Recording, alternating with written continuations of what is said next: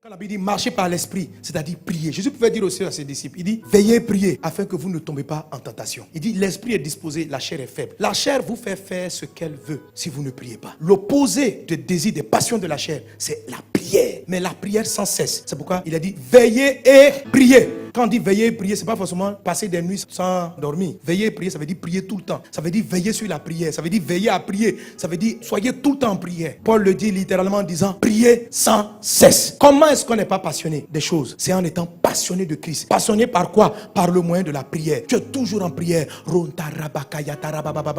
En Luc 21, je crois verset 36, Jésus dit ceci. Veillez donc et priez en tout temps. Cultivez la prière sans cesse. Quand tu dors, prie. Dans ton sommeil, prie. Quand les cauchemars arrivent, prie. Tu te réveilles le matin, prie. Avant de prendre ton petit déjeuner, prie. Au milieu du petit déjeuner, prie. À la fin du petit déjeuner, prie. Avec tes enfants, prie. Lève-toi, prie. Dans ta voiture, prie. Quand tu n'as pas envie de prier, prie. Quand tu as envie de prier, prie. Prie, prie.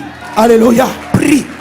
En tout temps. On dit veillez, priez en tout temps. Saison de pluie, tu pries. Saison sèche, tu pries. Il prie seulement. Prie. La prière crée une atmosphère. Quand vous êtes sur un territoire, vous priez. Il n'y a plus de malédiction qui tient. La malédiction est suspendue. Parce que la prière est une zone que Dieu sécurise. Votre vie doit être une vie de prière. Jésus a dit, ma maison sera appelée une maison de prière.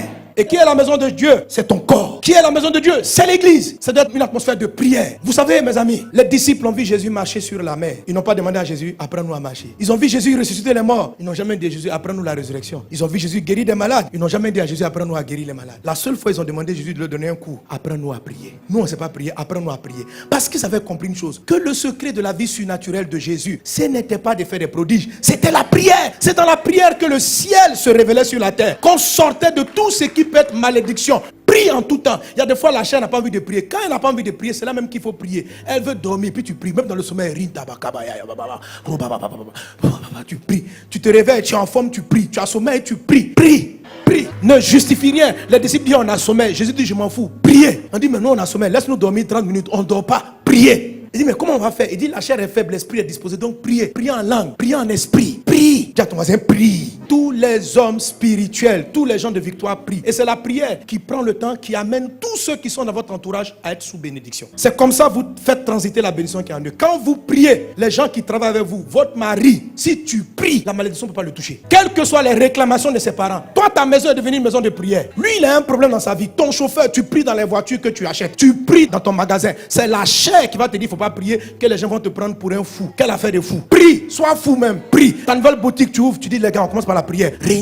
Apprends à tes collègues à prier. Tu vas préserver leur vie, tu vas préserver leur famille. Ne sois pas un genre, on dit non, les gens vont penser que tu es un intello, que tu es un intello, tu as fait de grandes études. Comment tu crois en des choses comme ça? Les gens qui te parlent sont les diaboliques. Eux, ils vont faire des incantations avant d'arriver dans ton lieu de travail. Et puis toi, tu es prié, ils veulent te donner un complexe de il faut te jouer un homme comme eux. Tu n'es pas comme eux. Toi, tu appartiens à Dieu. Eux, ils appartiennent au diable. Ils vont faire les incantations, ils arrivent au travail. Quand tu les vois comme ça, ils sont calmes. Tu crois qu'ils méditent. Ils appellent le diable dans la boîte. Appelle le Seigneur. Tout ce qui t'appartient. Et même si tu es un employé, ce n'est pas ton entreprise. Le Saint-Esprit est supérieur à tous les démons. Tu arrives, tu vas paralyser la malédiction qui est sur la société. Tu vas paralyser. Tu vas changer la tendance des choses. Créer l'atmosphère de prière. La prière est une communication avec Dieu. La prière est le câble qui vous connecte au ciel. Alléluia. C'est un câble. Il faut savoir adresser la prière. Écoutez mon message sur 7 étapes pour une vie de prière de victoire. J'explique tout. La prière permet aux anges de monter, de descendre. La prière fait descendre le ciel sur la terre. La prière suspend toute malédiction dans un environnement donné. Amen. Si tu pries que tu vois la malédiction frappe encore, augmente ta prière, augmente seulement. À un moment donné, elle va renverser la situation. Si une maladie persiste dans ton corps, prie,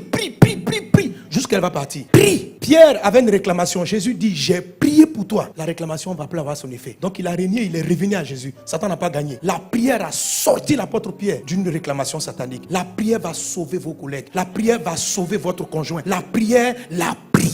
C'est pourquoi le pire ennemi de la chair dans ta vie, c'est ta vie de prière. La chair n'aime pas la prière. Quand tu vas prier, elle va te combattre. Mais il faut prier. Il faut remplacer toutes tes passions par des heures de prière. Amen. Alléluia. Que Dieu vous bénisse abondamment. Que sa grâce soit avec toi.